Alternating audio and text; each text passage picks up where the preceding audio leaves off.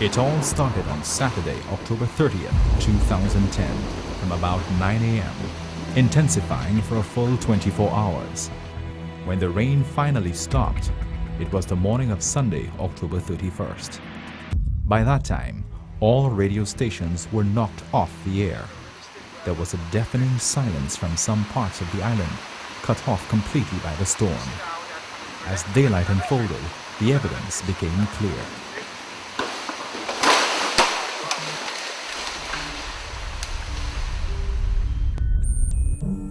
I was there, I saw, and I couldn't believe it.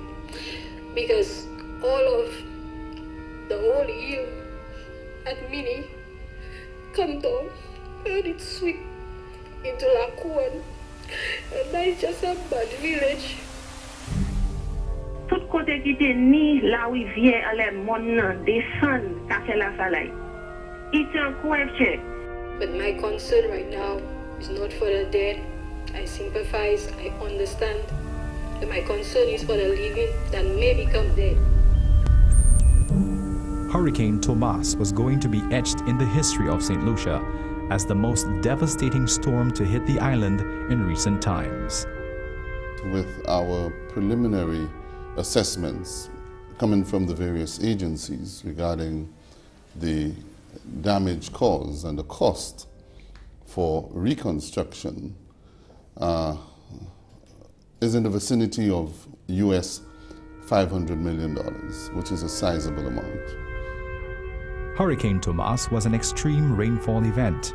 The island's steep slopes, already weakened by a drought earlier in the year, could not withstand over 24 hours of non-stop rain. The St. Lucia Meteorological Office reports that the George F.L. Charles Airport in Castries reported 533 millimeters or 21 inches of rain. Huonora Airport in Vieux-Fort recorded 593 millimeters or 23.4 inches of rain.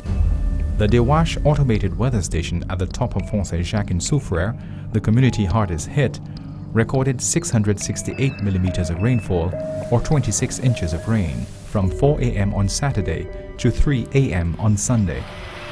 On average, St. Lucia recorded an inch of rainfall every hour. The St. Lucia Meteorological Service says that rainfall from Hurricane Tomas exceeded Debbie, the last big rainfall event in 1994, by 100 millimeters.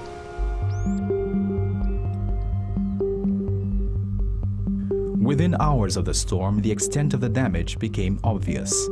In Castries, the shock bridge along the main road connecting the city to the tourism belt in Groslay had collapsed.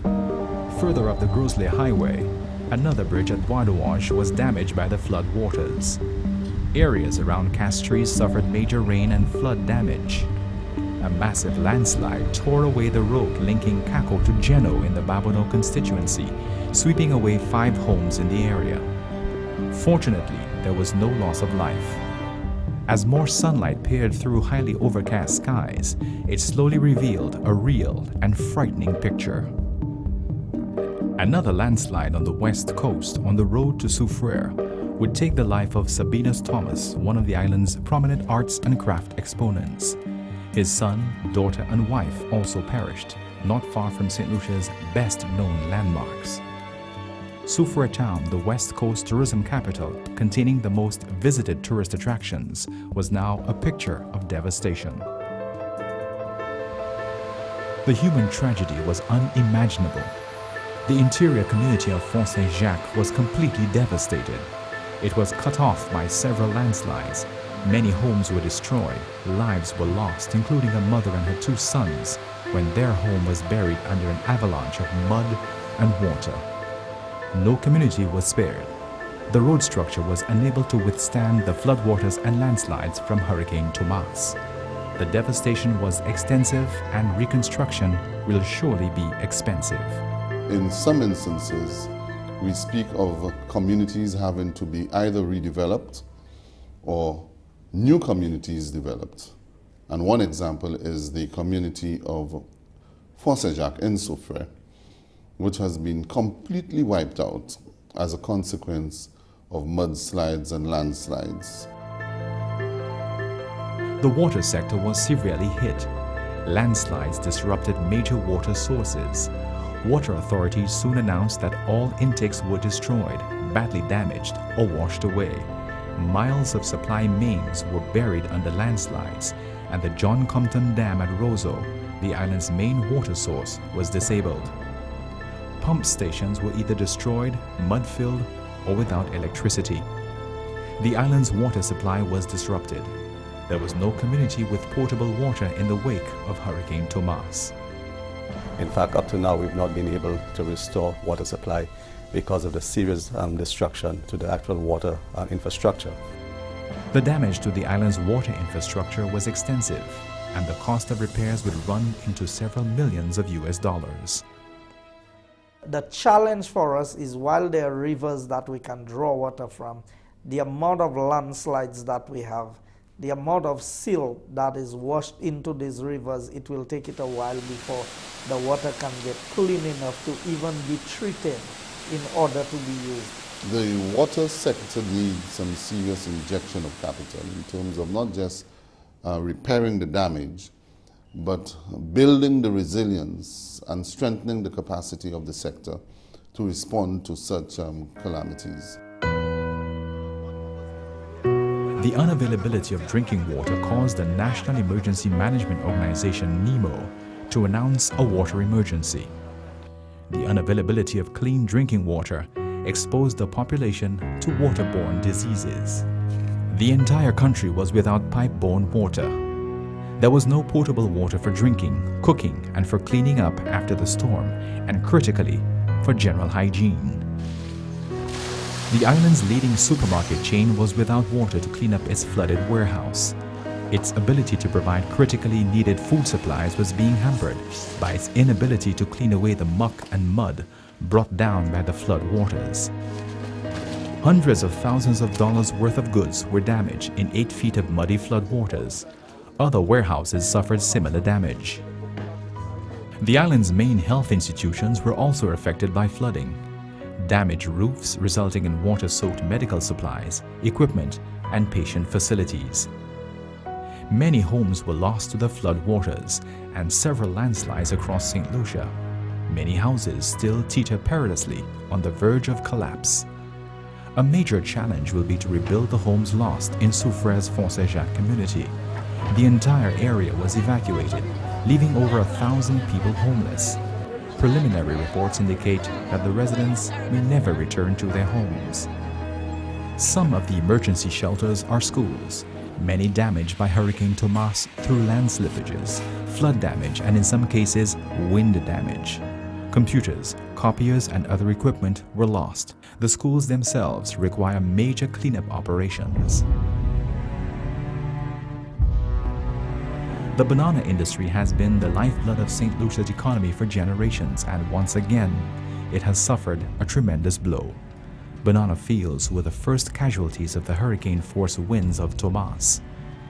Banana plantations from around the island were leveled, and in the process have denied the country's farmers and their dependents precious income for many months to come.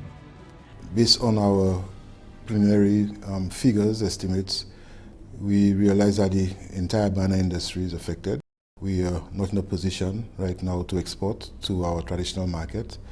Greenhouses were destroyed, irrigation systems were damaged, a lot of farm roads were washed away. In some instances, we would have to realign these roads, and it would be very costly. And to date, as we speak, there are farmers who have not been able to get to their holdings. Vegetable farms have been wiped out. Poultry farmers have lost thousands of birds, and many livestock were drowned in rising flood waters. St. Lucia's food security has been seriously impacted. Acres of rich agricultural lands were washed away by the flood waters, making any recovery in the agricultural sector extremely challenging. Farmers who have just recovered from a severe drought are now extremely demotivated. One have to understand, coming from a drought, and a severe drought, after 4 months coming back into production and being faced with the hurricane, is very discouraging, and there must be some support to encourage our farmers to get back into production.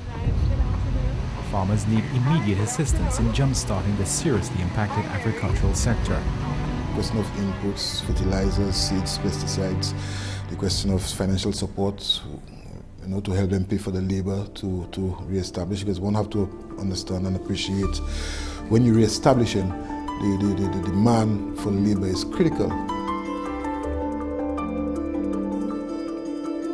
The communication infrastructure was hit hard by Hurricane Tomas. Main roads in the north were severed in many areas by devastating landslides. West Coast communities were completely isolated. On the East Coast, it was an equally depressing sight. In Bexar, thick muddy waters overflowed riverbanks, overwhelming the main link road to the East Coast and overflowing into homes along the highway. There was extensive property damage. A few miles away, the mountain range linking the north to the east and south experienced severe landslides, cutting off all access to the East Coast. There were massive landslides making it impossible to travel to the east and south coasts of the island. In the Bardalil, there was a major operation to clear the main road of the thousands of trees brought down by the landslides. Families desperate for news of loved ones, desperate for water and other essentials, were trekking in dangerous conditions up and down the now unstable portion of the Bardalil. This portion of the East Coast Road, prone to frequent landslides after heavy rains, once again suffered landslide damage, with portions getting washed away, making it almost irreparable in some areas. This is a major challenge to the complete restoration of the island's road network. It's the terrain that we have to work with, the retaining walls and the bridges that we have to build. So it is really a challenge, and it is going to cost us quite a bit to bring things back to normal in the country. Because St. Lucia is always going to be in a hurricane path, is always going to be suspect to heavy rains, and the terrain in the Bardalil shows the vulnerability of this country as it relates to transportation to the international airport and up north. We saw the implications of the Bardalil being affected as a consequence of landslides. Immediately upon the closure of the Bardalil, then we paralyzed the south of the island. The damage to Soufriere, the west coast town most visited by tourists to the island, will impact significantly on the island's tourism sector. The Caribbean's only drive-in volcano, the Sulphur Springs in Soufriere, suffered severe damage. This was a major income earner for the people of Soufriere. Now it requires major repairs to the access roads, the facilities, and amenities. The picture from Soufriere is not pretty, but there is hope. Soufriere is the tourism capital of St. Lucia. Serious damage there will impact on the tourism industry, which is the island's main income earner. The road infrastructure and water are the biggest challenges to the tourism industry. Without water, tourism establishments will not remain open for business. Some are already reacting. They're now laying off staff and sending the staff home. So in addition to people losing all their personal effects, they now are staying home. And I think that this could become a potential social crisis if we don't solve this problem very quickly.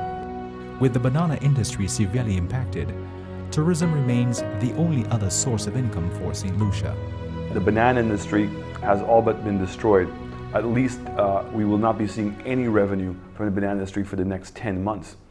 So it means that tourism has to continue to carry the burden. Recovery will not be easy and will require the commitment and support of local, national, and international agencies. The repairs and rehabilitation works needed are extensive and expensive, but are needed to stave off further human tragedy.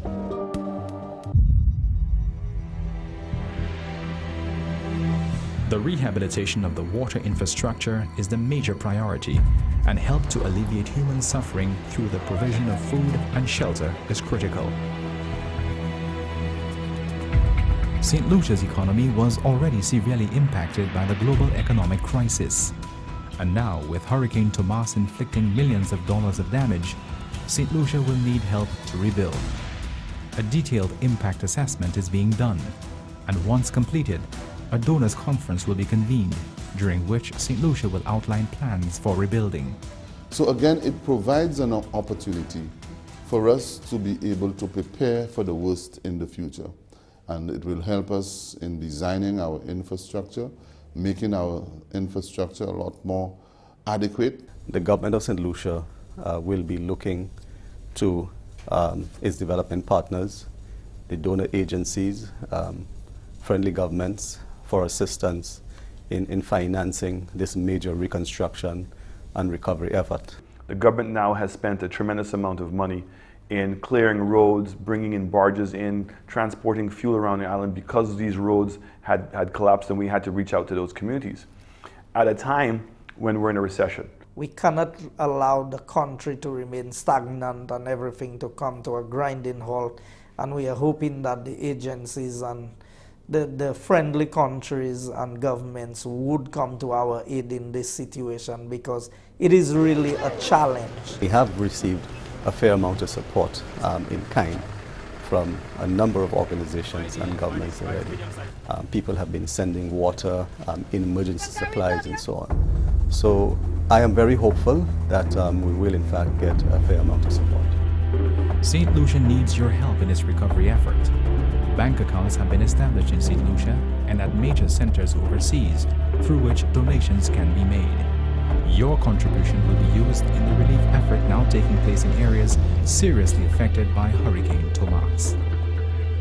Everywhere there is crisis, but Soufrière is a disaster. Voyez hélicoptère dans les fils foncés Jacques là, anti-bouc. Et vous voyez l'aide by mamay, l'eau, et puis bisouissé les bagailles comme ça. In Fort Saint-Jacques, the mountains have collapsed. Okay. And Soufrière, we have deaths. Sabi's whole family is gone. Hurricane Tomas came and left in its wake unprecedented damage, fatalities, and in these tough economic times, a monumental challenge to rebuild St. Lucia. But St. Lucia has in the past recovered from natural disasters and will rise again.